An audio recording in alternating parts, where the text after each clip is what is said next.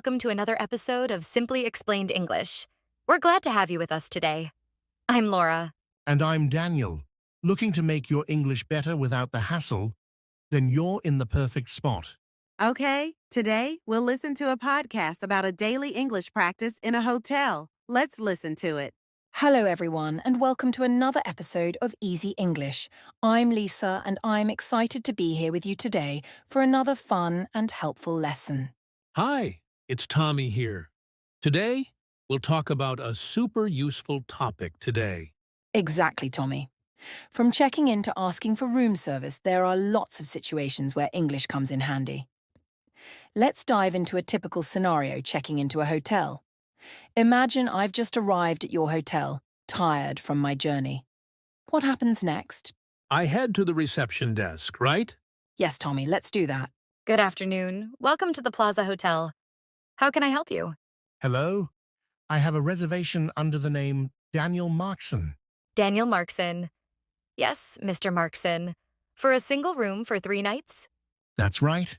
Perfect. Could I see your passport or ID, please? Certainly. Here you are. Thank you. Everything seems to be in order. Your room is on the 5th floor, room number 505. Here is your key card. Thank you. Could you tell, excuse me, what time is breakfast served? Breakfast is served in the dining room on the ground floor from 7 a.m. to 10 a.m. Great, thank you. And is there Wi-Fi in the room? Yes, there is. The Wi-Fi password is on this card along with other hotel information. Perfect. One more thing. Is it possible to have a late checkout on my last day? My flight is in the evening. Let me check. Yes. We can arrange a late checkout until 1 p.m. for you. Free of charge. Is that okay? That would be fantastic. Thank you so much. You're welcome. Is there anything else I can assist you with? No, I think that's all for now. Thank you very much. Thank you very much. Enjoy your stay at the Plaza Hotel, Mr. Markson. Thank you. Smooth check-in. Definitely. What were some key phrases there, Daniel? I have a reservation under the name. Could I see your passport report ID? Asking about breakfast times, asking about Wi-Fi, and requesting a late checkout. Is it possible to have a late checkout? Exactly. And what if you get to your room and find that something isn't quite right? Maybe the air conditioning isn't working or you need extra pillows. What do you do then? Time for another role play. Let's imagine you're in your room and you realize the air conditioning isn't working. Hello, reception. This is Daniel Markson in room 705. Good afternoon, Mr. Markson. How can I help you? Good afternoon. I'm calling because the air conditioning in my room doesn't seem to be working. It's quite warm in here. Oh, I apologize for that, Mr. Markson. Let me check on that for you. Could you please wait for a moment? Sure, no problem. Thank you for your patience, Mr. Markson. We are aware of a minor issue with the air conditioning system on the 7th floor. We have an engineer looking into it right now. It should be resolved within the hour. Okay, it's quite hot, and I'd really like to have air conditioning. Yes, absolutely. If for any reason it's not resolved within the hour, we will offer you a different room. Would that be acceptable? Yes, that sounds fair. Thank you. You're welcome, Mr. Markson. We will inform you in about an hour to update you on the situation. In the meantime, is there anything else we can do to make you more comfortable? Perhaps we could send up a fan to your room. Certainly. I'll arrange for a fan to be sent to your room right away. Again, we apologize for the inconvenience, Mr. Markson. Thank you for your help. You're very welcome. Have a pleasant afternoon, Mr. Markson. You too. Goodbye.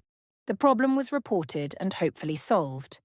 Phrases like, the air conditioning isn't working, it's quite warm in here, could you send up a fan, are all super useful for dealing with room issues. Definitely. Remember, it's always better to report any problems immediately so the hotel staff can address them and make your stay more comfortable. And finally, let's not forget about checking out. Right, the final step. Let's roleplay checking out of the hotel. Good morning. I'm checking out. Room 705, Daniel Markson. Good morning, Mr. Markson. Let me just bring up your bill. Here we are. Everything is settled except for any extras you may have used, such as room service or minibar. Did you use any of those services during your stay? No, I didn't use the minibar or room service. Perfect. Then your total is $500, which was already prepaid, so there's nothing further to pay. How was your stay with us, Mr. Markson? It was very pleasant, thank you. Despite the small issue with the air conditioning, everything else was lovely, and the staff was very helpful. We are so glad to hear that, and we apologize again for the air conditioning issue. We hope it didn't impact your stay too much. Would you like a receipt for your checkout? Yes, please. A receipt would be great.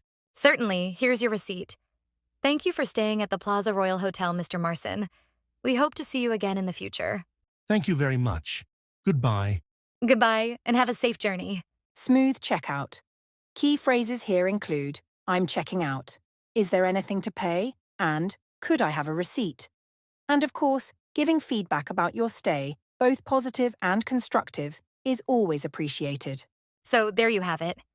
We've covered checking in, dealing with room issues, and checking out, all essential aspects of using English at your accommodation. We hope these dialogues and phrases will give you even more confidence for your next trip. Join us next time for more practical English tips. Happy travels, everyone, and we'll see you in the next episode. Goodbye for now. What are the words today, Tommy? The first word today is constructive. Then we will continue with despite and aspect, then inform, and the final one is in the meantime. Let's start with the first word, Tommy. The first word is constructive. Constructive. Constructive is an adjective that means something is helpful, useful, or improving a situation rather than just criticizing. It's often used when giving feedback, advice, or suggestions. Exactly. So if someone gives you constructive feedback, they aren't just telling you what's wrong, they're helping you make it better. Imagine you give a presentation and your boss says, "That was terrible. That's not very helpful, right?" No, not at all. But if your boss says, your presentation had good information, but speaking more slowly will make it even better, that's constructive feedback because it gives you advice to improve. Another common phrase is constructive criticism. Criticism usually means saying something negative, but constructive criticism is different. It helps you grow and do better next time. Imagine you write an essay and your teacher says, your ideas are interesting, but try to organize them more clearly. That's constructive criticism because it tells you what to fix and how. The word constructive is more on the formal side, but it can be used in both formal and informal situations. In formal settings, for example, we appreciate your constructive feedback on the project.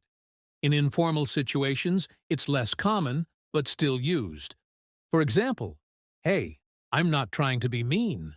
I'm just giving you some constructive advice." So when you hear constructive, think about something positive and helpful. Definitely. Okay. Well, I think now our listeners understand the word constructive better. Now, let's move on to our next word. The next word is despite. Despite is a preposition, and it means even though or in spite of. We use it to show that one thing happens even when there is a difficulty. Exactly, Tommy. Imagine it's raining outside, but you still go for a walk. You could say, I went for a walk despite the rain. This means the rain didn't stop you. Here's another one. Despite feeling tired, Emma finished her homework. This means that Emma was tired, but she still completed her work. Now, here's something important. Despite is not followed by a full sentence. Instead, it is followed by a noun, or ing form of a verb. That's right. You cannot say, despite the rain, we went outside. Instead, you should say, despite the rain, we went outside. Or you can't say, even though she was tired, she kept working. That's incorrect. The correct form is, despite being tired, she kept working. Is despite formal, Tommy? Despite is neutral. It can be used in both formal and informal situations. However, it is slightly more common in formal writing and speech than in casual conversation. Formal usage, despite the problems, the company achieved its goals. For informal usage, he kept playing despite being injured. In spoken English, people often use even though instead of despite casual speech. For example, even though it was raining, we still went to the beach. Okay, well that's it for the word despite. Now let's move on to our next phrase. The next word is aspect. Aspect. Aspect is a noun. It means one part or side of a situation, idea, or thing. So it's like saying a part of something? Exactly, Lisa. Let's look at an example. One important aspect of learning a new language is practice. This means practice is an important part of learning a language. Oh, so aspect helps us focus on one piece of something bigger. That's right. Another example. The best aspect of my job is working with great people. This means working with great people is one of the best parts of the job. Another example. We need to think about every aspect of the problem before making a decision. This means we need to look at all the different parts of the problem. Great example, Lisa. Now, here's something useful. Aspect is often used with words like important, different, positive, negative, and key. For example, you can say a positive aspect or a negative aspect. An aspect is usually followed by of and a noun. For example, an important aspect of health. So we can't say an aspect is important health? That's right. You need of to connect it properly, like an aspect of health is important. I see. Is aspect formal or informal? Aspect is neutral, so you can use it in both formal and informal situations. Got it. Okay, well, I think we've explained aspect pretty well. Let's move on to the next word. The next word is inform. Inform. To inform means to give someone information or to tell them something they need to know. That's right. We use inform when we share important details or news with someone. Let's start with an example. Imagine you are late for a meeting. If you call your boss and tell them, you inform them about the situation. Oh, like when my teacher informs it warned us that the test was cancelled. Exactly. Now, another way we use inform is in official situations, like when a company informs customers about new policies. Ah, like when I got an email informing me about a flight change. Perfect. Now here's something useful. Inform is often followed by a person and about or of something. You can say, inform someone about something. She informed me about the plan, or inform someone of something. He informed us of the problem. So when you hear inform, think about telling someone important information. Tommy, but is inform formal or casual? Inform is a bit formal. In casual English, people often say tell instead. Oh, so instead of please inform me of the details, I could say, please tell me the details. Yes, Lisa. Okay. Well, I think now our listeners understand the word inform better. Now, let's move on to the last word of today. In the meantime. In the meantime is a phrase that means during the time between two events or while waiting for something to happen. Yes. We use in the meantime when we are waiting for something, but we do something else while we wait. For example, dinner will be ready in 30 minutes. In the meantime, let's set the table. This means while we wait for dinner, we will set the table. That's a great example. Here's another one. Our flight was delayed, so in the meantime, we grabbed a coffee. This means while we were waiting for our flight, we had some coffee. Another example. She is looking for a new job. In the meantime, she is working part-time. This means while she is searching for a full-time job, she has a temporary one. Now, here's something useful. In the meantime is often used at the beginning or middle of a sentence to show what is happening while we wait. It's a great way to talk about waiting and doing something else at the same time. Is in the meantime formal or casual, Lisa? It's neutral, so you can use it in both formal and casual conversations. However, in very formal situations, you might say, meanwhile, instead. Oh, so instead of, in the meantime, we will continue our work. I could say, meanwhile, we will continue our work. Exactly, Tommy. Okay. Well, that's it for today's episode of Simply Explained English. We hope you found the words helpful and the explanations easy to understand. Until next time, keep practicing, stay positive, and think in English. Take care, and we'll see you in the next episode. Thank you for watching. Please share with your friend and subscribe that channel.